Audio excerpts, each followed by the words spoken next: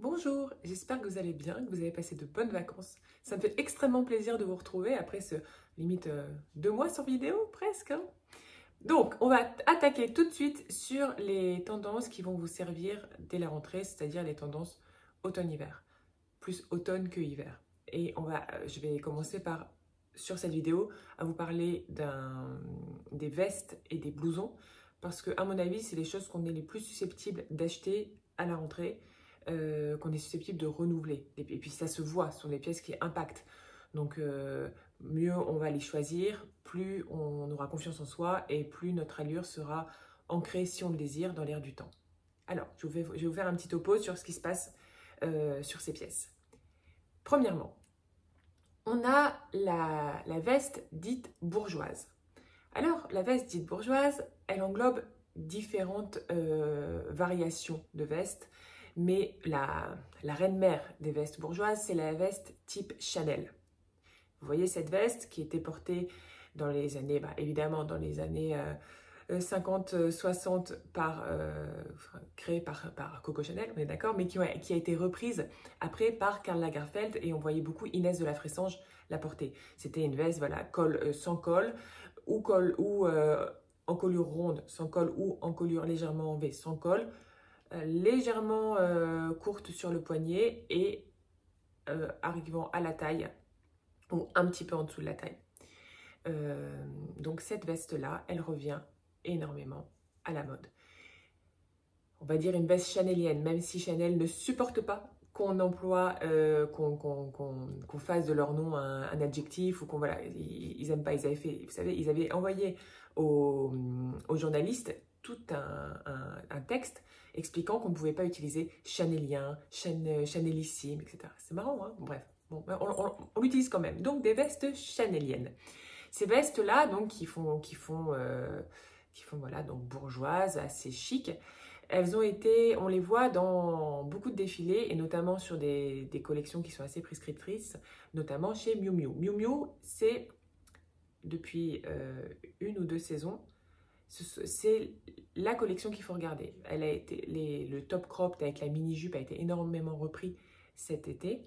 Et là, ça continue. On reste sur le prolongement de ce buzz. Et donc, c'est Miu Miu qu'on regarde. Et chez Miu Miu, effectivement, on a cette veste type Chanel qui est portée avec une jupe en tailleur, donc avec le même tissu, c'est du tweed ou de la laine bouclette. Et donc, on a quelque chose d'assez linéaire, d'accord? Le problème de ce genre de tailleur, c'est que si on ne choisit pas les bonnes chaussures, on arrive dans quelque chose de potentiellement très ringard ou daté ou pas flatteur. Okay, chez Miu Miu, ils prennent le parti pris de faire un choix de chaussures très spécial. Donc en fait, on n'est même plus dans le moche ou dans le pas moche, on est dans le très spécial. Donc c'est pas bête, parce que comme ça, on n'est pas, comment dire, on sort du jugement beau, pas beau. C'est intéressant de botter en touche un petit peu comme ça. Donc eux, c'est mocassin plus chaussettes hautes. Je ne vous le conseille pas. Vous pouvez le faire si vous avez envie de vous amuser, mais concrètement, dans la vraie vie, un matin, pour vous habiller, et vous portez ça, et vous allez chercher votre petit pain dans la rue habillé comme ça, les gens vont vous regarder, non pas en disant « Waouh, elle a traduit, comment dire, elle a traduit l'esprit de Miuccia Prada, mais parfaitement !» Non, ils vont se dire « C'est vraiment trop bizarre la manière dont la personne est habillée. Cette personne est habillée. » Donc, on évite le genre de combo. On évite les ballerines qui vont faire extrêmement premier degré. Par contre, avec ce genre si vous voulez vraiment faire un tailleur mini-jupe ou jupe légèrement au-dessus du genou avec ce genre de veste, eh bien, allez sur les bottines Chelsea, ou les bottes qui arrivent en dessous du genou avec un talon bottier et pas un talon aiguille, même si en ce moment on va voir beaucoup de talons aiguilles. Ce qui flattera le plus, ça sera un talon relativement épais, pas trop tassé, donc pas carré, quelque chose, voilà, qui est un rectangle en hauteur. Un rectangle en hauteur, un rectangle en 3D, vous voyez ce que je veux dire? Voilà. Ça, c'est la partie difficile, c'est-à-dire que si vous avez envie de vous casser un petit peu la tête avec cette veste, vous pouvez essayer de vous faire un style à la Miu Miu. La partie beaucoup plus simple et que moi j'affectionne beaucoup plus, c'est la technique Céline. C'est le style Céline. Comme d'habitude, Eddie Slimane, il nous propose des looks qui sont pour le coup vraiment prêts à porter. Et donc lui, sa veste est chanelienne, je vais me faire un plaisir de le dire. Déjà, il la décline pas en blanc. Le blanc, c'est quand même pas facile à c'est pas forcément extrêmement facile à porter. Il la décline dans une tonalité camel caramel. Et en dessous, il met un sous-pull. Il fait porter à sa mannequin un pantalon, un jean boyfriend, taille normale, ceinturé avec un gros ceinturon. Le tout sur des bottines là à talons aiguilles. Moi, la seule chose que j'enlèverais de ce look, c'est les boots à talons aiguilles et je remplacerai ou par des escarpins si on veut du talon aiguille et on veut quelque chose de féminin qui élance la jambe, ou alors des derbies un peu massives ou des baskets, voire des ballerines si on est longiligne. Donc vous avez compris, la veste Chanel, ok, à condition de se la traiter beaucoup plus en mode casual, urbain qu'en mode conceptuel, 60s. Dans les vestes bourgeoises, on a également, je rebondis sur 60s, des vestes qui font 60s, qui sont pas des vestes esprit Chanel, qui sont des vestes assez courtes, même voire très courtes, un peu au-dessus de la taille parfois. Manche 3/4, souvent colorées dans des tons jaune moutarde, orangé. Voilà, c'est vraiment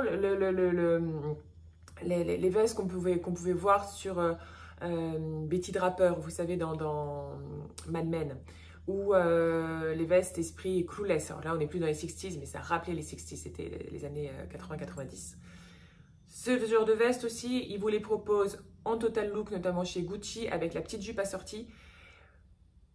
Moi, je vous conseille de les dépareiller. Si vous aimez ce genre de veste, portez-les avec un pantalon taille haute large, avec un jean large taille haute, avec un jean droit rouloté sur la cheville, plutôt qu'avec une mini-jupe. Parce que là, on est quand même vraiment dans quelque chose d'assez Barbie. Et même si on va avoir Barbie qui sort au cinéma, on n'a pas forcément envie d'incarner le personnage au niveau premier degré. Dans l'esprit de veste également bourgeoise, on a chez Louis Vuitton une veste un peu à la Cyrillus des années 90, vous savez, qui allait très bien avec le serre-tête en velours et la maman très gentille qui attendait comme ça à la sortie de l'école. Et donc là, c'est une veste rouge, gancée de noir et très dans son jus. Pour le coup, là, Jesquer, il la revisite pas du tout, mais ce qui est intéressant, c'est qu'il l'a fait porter avec un pantalon. C'est un pantalon treillis, je pense, une sorte de mais un treillis couleur un peu des couleurs beige caramel, donc ce camouflage, mais avec un côté assez bouffant limite. Et donc là, on a une veste extrêmement bourgeoise, extrêmement connotée, avec un pantalon casual, voire outdoor, voire masculin, voire vraiment désinvolte. Et c'est exactement ce genre de mix qu'il faut faire quand on a une pièce très sévère. Donc, moi, ce que je vous conseille, c'est ce genre de veste. Elle se trouve en friperie. Il va y en avoir beaucoup, beaucoup, parce que pendant très longtemps, jusqu'à présent, elle n'était absolument plus à la mode. Vous pouvez peut-être encore en voir dans certaines, à la sortie des églises, certains dimanches, dans certains quartiers de Paris. Mais de manière générale, elle n'était plus vraiment à la mode. Elles le redeviennent, en tout cas, elles s'inscrivent aujourd'hui dans l'air du temps. Allez chiner et amusez-vous à les porter avec un jean boyfriend vraiment large, bien destroy, avec un pantalon de treillis, mais pas forcément camouflage, mais je sais pas, lichen ou kaki vert pâle, rouloté sur la cheville avec des baskets, ça peut vraiment être très joli et ça évoque cette veste légèrement la fameuse collection de 2007 de Jesquer avec ses looks de cavalière là, qui avait fait un buzz total. C'est pas, on est dans l'idée. C'est drôle de voir que dans les années, en fonction, au fil du temps, les créateurs peuvent se revisiter eux-mêmes. Je trouve ça assez rigolo. Bref, donc voilà ce que je voulais vous dire pour les vestes type bourgeoise. Donc allez-y, hein, il y a franchement moyen de s'amuser. Hein. Plus la veste sera typée, marquée, avec des beaux gros boutons dorés, plus on pourra s'amuser avec du jean, avec des vestes militaires, avec des pièces très masculines, voilà, de l'unisexe. Allez-y, faites-vous plaisir. Ensuite, en matière de veste, nous avons le blazer. Or, le blazer, chaque saison, on a des blazers, évidemment. Chaque saison, on a des détails qui sont plus ou moins mis en avant. Des formes, des volumes, un esprit, d'accord? Pour l'automne-hiver de 2022-2023, le blazer le plus, comment dire, le plus représentatif de l'ère du temps, c'est un blazer gris, surépaulé, mais pas over-épaulé, un peu trop épaulé, un peu trop large. Plus ou moins, parfois chez Prada, elle le cintre un petit peu, mais chez Miu Miu, il n'est pas du tout cintré. Chez Gucci, il est à peine cintré. En fait, c'est un blazer un peu trop grand. On a l'impression quand on le voit qu'il est mal coupé. On a l'impression quand on le voit qu'on a été aussi le choper dans une friperie. Mais vraiment, une friperie vraiment pas qui n'a pas bien édité ses vêtements, parce que si elle les avait édités, elle l'aurait pas mis en vente, parce que on a vraiment l'impression qu'il est de mauvaise qualité. L'idée, en fait, c'est d'avoir le look d'un étudiant un étudiant sans le sou, une étudiante sans le sou, qui doit trouver sa veste d'uniforme, qui doit trouver une veste d'uniforme et une veste d'uniforme gris pour aller dans cette université britannique, par exemple, ou américaine, mais l'uniforme coûte trop cher, donc il va en friperie et il trouve quelque chose qui ressemble. Et donc c'est ça l'idée de cette veste. Donc on la veut pas très bien, qui tombe pas très bien, pour pouvoir la balancer sur les épaules, la porter un peu reculée sur les épaules, comme chez Gucci. On veut pouvoir retrousser les manches, on veut pouvoir la glisser plusieurs couches en dessous, on veut pouvoir se lever dedans, on veut vraiment pouvoir la porter comme une sorte de doudou et revendiquer un peu son côté un peu moche, son côté un peu usé, pour pouvoir jouer avec. C'est pas quelque chose, elle n'est pas du tout figée, d'accord? Donc évidemment, vous pouvez vous en trouver une à 2000 € chez Prada ou chez Gucci, mais je pense que vous pouvez également en trouver ou dans les malles de vos grands-parents ou chez Emmaüs. Enfin bref, cherchez. On veut qu'elle soit grise ou uniformément grise ou à chevrons. Elle peut être aussi pied de poule ou pied de coq, noir et blanc. Évidemment, après, il y a tout, elle peut être marron, elle peut être gris chiné, mais vraiment la pièce phare, c'est un blazer gris. Une fois qu'on a dit ça, cette tendance écolière, etc., se conjugue sur différentes tonalités. On peut avoir des blazers un petit peu en maille, avec un liseré sur le col. Donc on a un côté un peu blazer d'uniforme d'écolier à la Harry Potter, vous voyez. Et donc pareil, ces blazers-là, qui ont un ADN comme ça assez strict, assez scolaire, ils seront portés d'une manière désinvolte, très légèrement punk. C'est vraiment l'idée de sortir l'uniforme de son contexte. C'est de briser les règles un petit peu. Et donc, en travaillant ces vestes de manière plus informelle, on a cet esprit un petit peu de liberté, un petit peu rebelle. Ensuite, pour les blazers, on a encore deux choses. On a vous allez voir beaucoup de cols châle smoking, donc c'est des cols à revers satin, mais en col châle. Elle en a fait un chez Stella McCartney, et d'ordinaire, ces vestes, on les voit, elles sont noires, donc ça fait très soir. Or, elle l'a décliné dans un vieux rose, et c'est qu'elle mixe avec un marron caramel et avec une touche de violet, c'est absolument sublime. Ce que je veux vous dire par là, c'est que les vestes smoking col châle, essayez d'en trouver qui ne soient ni blanches ni noires. Parce que si vous les déclinez dans des coloris autres, ça va permettre de les porter 2 jours, avec ce petit côté reflet du satin qui va apporter du peps à votre tenue. Et si donc avec donc du peps, mais aussi qui va permettre de jouer avec d'autres matières. Parce que vous savez, mettons le vieux rose qui est légèrement satiné, il va répondre à un violet mat et il peut très bien se conjuguer avec une, donc ça, violet mat, tac, avec une maille dufteuse marron. Le dufteux du marron va jouer avec le satiné du rose. Donc, mais ça peut être d'autres couleurs. Essayez vraiment de trouver dans l'offre de la saison des vestes smoking qui ne soient ni noires ni blanches. Après, on a aussi énormément de blazers qui n'auront pas de col.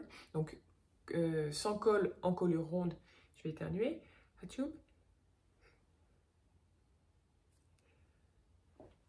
Hop là, excusez-moi.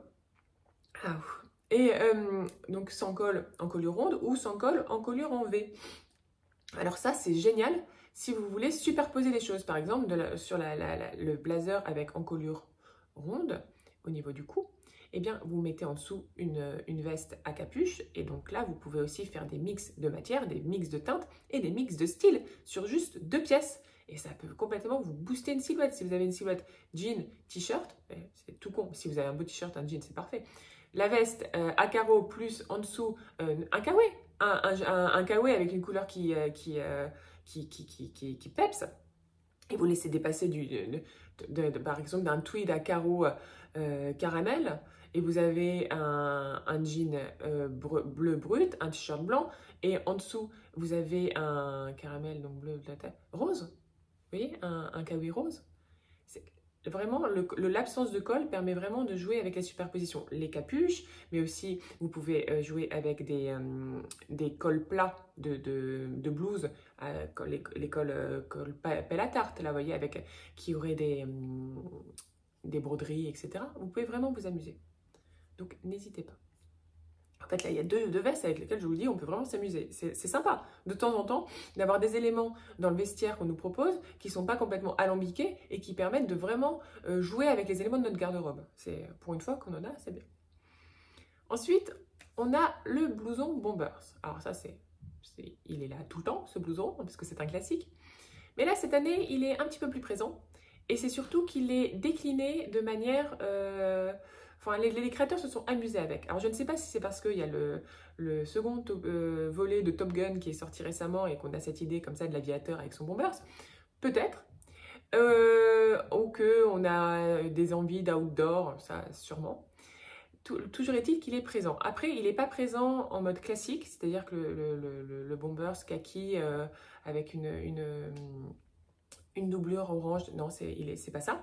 Non, il est ou agrandi ou rétréci. Par exemple, chez Isabelle Marant, on a des bombers en mode oversize, alors qui descendent au niveau des fesses. Donc, on a vraiment quelque chose de nonchalant, d'englobant, de cocon sportswear qu'on va pouvoir porter avec du très court. Et comme ça, on va faire du côté sexy avec la mini-jupe ou le mini-short et quelque chose de couvrant, de rassurant. Vous voyez, c'est ce mix. Après, on a légèrement oversize chez The Frankie Shop et complètement unisexe. Parce que c'est aussi ça l'idée du bombers, hein, c'est qu'il soit unisexe. C'est pour ça que les bombers qui sont très marqués, qui ont été retravaillés en mode girly à base de broderie, de machin, moi je conseille d'éviter parce qu'on casse l'ADN de la pièce et après ça devient compliqué de l'associer. Ça devient compliqué d'avoir quelque chose qui impacte au niveau de l'allure. Donc chez The Frankie Shop, on a quelque chose donc à peine oversize, mais que moi je le prendrais plus oversize que sur la photo, je le prendrais une taille au-dessus, dans des teintes sable, assez classiques. Parfait, dans ce cas, quand il est aussi classique que cela, on peut facilement l'associer par exemple avec une petite robe fleurie qu'on portera avec des boots à lacets ou avec un pantalon 7/8e un peu large qu'on portera avec un sous-pull. Vous voyez? Après, donc là c'était très oversize, relativement normal masculin. Et après, on a chez Givenchy le modèle cropped. Parce que le cropped, apparemment, c'est vraiment le truc qui fonctionne. Les gens ont envie de montrer leur nombril. C'est le retour des années 2000 où le piercing de nombril était extrêmement en vogue. Je ne sais pas si c'est bien, si c'est mal. En fait, c'est peut-être ni bien ni mal. C'est un fait qu'il y a beaucoup de vêtements cropped. Donc, il y a ce bombers cropped que j'ai du mal avec le dress code de ces pièces parce que si on décide de ne pas montrer son nombril, ce qui devrait être à peu près 90% des personnes qui devraient acheter ce genre de pièces. Donc ça veut dire qu'on va faire dépasser la chemise ou le t-shirt. Mais ça va mal tomber vu que ça va être pris au niveau du bas de la poitrine par le bas de la pièce. Et après, on va avoir la pièce qui rentre dans le pantalon ou qui rentre dans la jupe, ou alors qui dépasse. Ça fait un jeu d'échelle que moi, j'ai du mal à trouver saillant.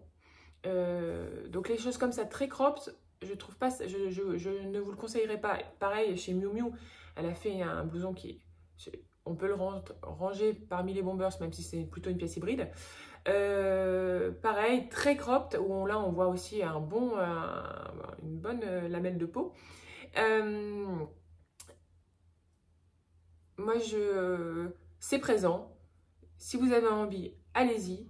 Mais je trouve ça rarement saillant. Alors, pour que ça puisse être joli, il faut que le crop ne soit pas trop cropped. Qu'on ait l'illusion d'un cropped. C'est-à-dire que ça peut s'arrêter à 3-4 cm au-dessus de la taille. Donc, on a une coupe droite. Et là, on laisse juste dépasser 3-4 cm du pull, du gilet ou de ce que vous voulez. Et on a cet effet comme ça, coupé un peu à la taille. C'est comme ça qu'on peut jouer dessus, qu'on peut s'approprier ce concept. Vraiment, couper trop court, c'est pas très saillant. Après, on avait chez Céline, il nous proposait une saharienne un petit peu mixée à une sorte de veste army. Donc, ça aussi, ils nous en ont décliné. Ils ont décliné un modèle s'en rapprochant chez Zara. Donc là, on a une silhouette qui est avec des bottes limite de chasse, vous voyez, avec un jean relativement moulant et cette veste qui va être un peu grande, qui va être froncée à la taille.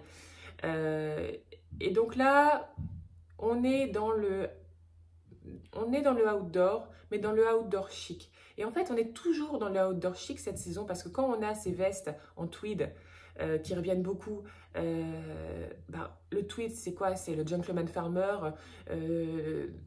qui avait ces vestes-là et qui conservait une allure respectable et avec de l'allure, mais tout en faisant son boulot dehors et en allant voir les chevaux, etc. Donc on a ça cette saison et c'est pas étonnant parce que avec tout ce qui a été Covid, etc., les gens ont été beaucoup plus dehors et ont acheté pour certains des maisons secondaires, voire ont déménagé à la campagne. Et donc, cet art de vivre à l'extérieur où on a besoin de vêtements qui nous accompagnent et en même temps, on est dans une génération où on se prend en photo, etc. Ce fait que les vêtements, ils doivent être présentables, ils doivent être jolis. Ça fait que l'outdoor devient un vrai terrain de jeu pour les designers. Donc, ce n'était pas étonnant que la saharienne version un peu partie de chasse soit en vogue. Voilà. Je vous parlais du tweed. Donc, effectivement, c'est une des matières vraiment hyper présentes cette saison, pour les raisons que j'évoquais précédemment. Quand vous la consommez, cette matière, vous avez le choix. Vous pouvez évidemment prendre une petite veste 60s et être potentiellement premier degré si vous ne faites pas attention. Je trouve parfois ça plus intéressant de garder le tweed et d'aller sur un modèle qui soit moins connoté. Par exemple, c'est chez Sandro, je pense, ils ont fait un blouson assez court, bleu marine, en tweed, qui n'est pas, on n'arrive pas à le dater. Vous voyez, on ne dit pas il est 60s, il est années 80. Non, il est assez hybride ce blouson. Mais il a ce tweed qui l'ancre dans la saison 2022-2023. Ça, c'est intéressant.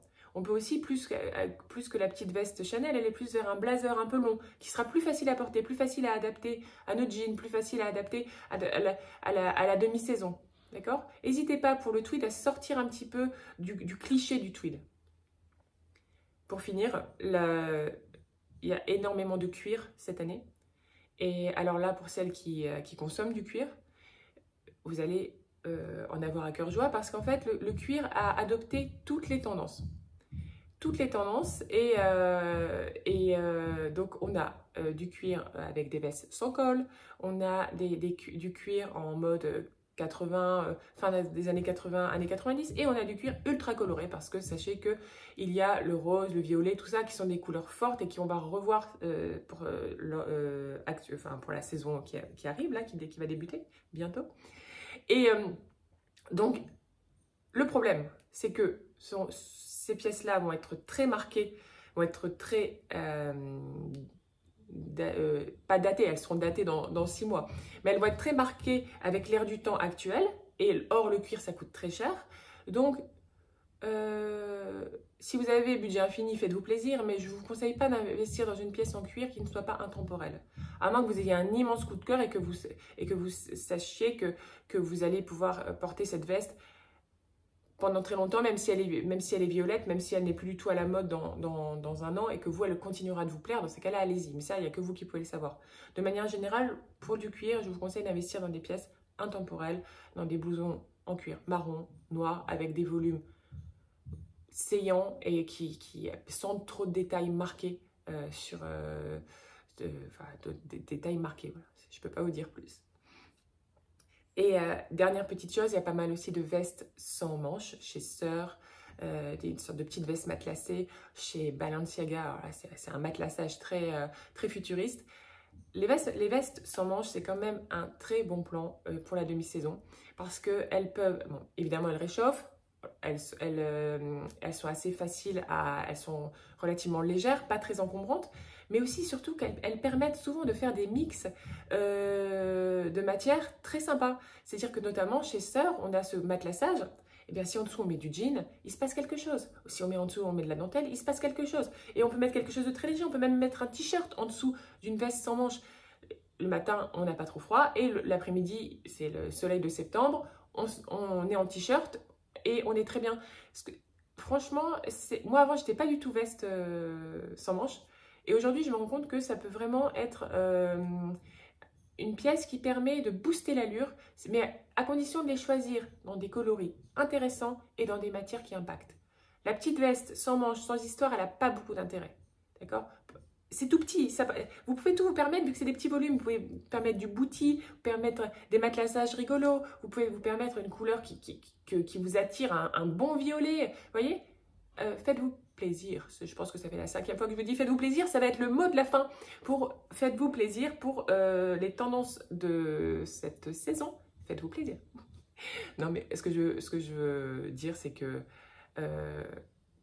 quelles que soient les tendances, quel que soit ce que je vous propose, l'idée c'est de vous amuser avec et de trouver des petites choses qui vous procurent un peu de joie. Et après, voilà, de vous amuser. Il n'y a jamais rien de compliqué. Si vous sentez que c'est pas pour vous, lâchez l'affaire, d'accord ?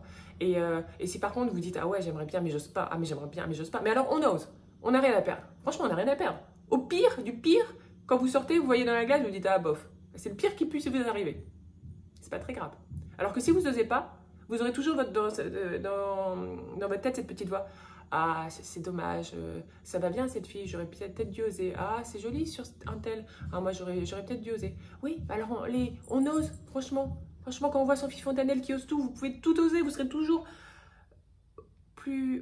enfin, vous voyez, ok, donc n'hésitez pas. Pour finir, mon petit coup de gueule, on va dire ça comme ça. Oui, je viens de lire un article dans un magazine américain qui disait que les chirurgiens esthétiques faisaient face à de plus en plus de demandes de reverse. De personnes qui avaient fait une chirurgie esthétique, donc une augmentation mammaire, une augmentation des lèvres ou une augmentation du fessier, et qui voulaient revenir en arrière. Et parce qu'elle trouvait que finalement c'était trop gros, parce qu'elle l'avait fait à 30 ans et puis qu'à 34 ans, ça leur plaisait plus, d'accord ? Et donc les gars, les chirurgiens disaient, ils étaient impressionnés par le nombre de personnes qui venaient pour revenir au point zéro de là où ils étaient partis, Sauf qu'en fait, c'est comme un tatouage. Un tatouage, on ne l'effacera jamais vraiment. Et bien ça c'est pareil. On peut effectivement enlever des implants, on peut enlever des trucs, mais ils disent qu'il y aura toujours des cicatrices et la bouche ou les fesses ou les seins ne seront jamais complètement pareils. Donc, quand j'ai lu ça, je me suis dit, mais je m'en doutais. Donc, arrêtons de penser que la chirurgie esthétique, c'est un outil qui permet d'avoir un corps à la mode. Parce qu'en fait, un corps à la mode, c'est un corps qui passe. Parce que la mode passe. Et ça, c'est incroyable de vouloir modifier son corps pour pouvoir ressembler à un tel ou un tel. Les canons esthétiques évoluent. Quand c'était Kate Moss, c'était brindille. Maintenant, c'est Kim Kardashian, c'est autre chose. Mais Kim Kardashian, ça va passer, ça sera autre chose après. Donc, le corps qu'on a, on l'a. On peut faire ce qu'on veut, du sport, du truc, du bidule. Mais moi, je vous en conjure, ne faites pas de chirurgie esthétique pour ressembler ou pour être plus comme ci ou plus comme ça. On a un corps, on fait avec, du mieux qu'on peut. Et c'est un vrai piège la chirurgie esthétique parce que déjà c'est addictif. Après, souvent on n'est pas content. Et je vous parle de la chirurgie esthétique pour ressembler à Kim Kardashian, pas la chirurgie esthétique parce que on a un énorme complexe et après ça nous aide. C'est deux choses différentes. Je vous parle de ce boom de la chirurgie esthétique qui est actuel et qui est lié au fait que les gens veulent ressembler à tel ou tel. Donc voilà, les chirurgiens tirent l'alarme et j'avais envie de vous le dire. Je vous embrasse, on essaie de se retrouver la semaine prochaine et d'ici là, ben, soyez heureux, ciao!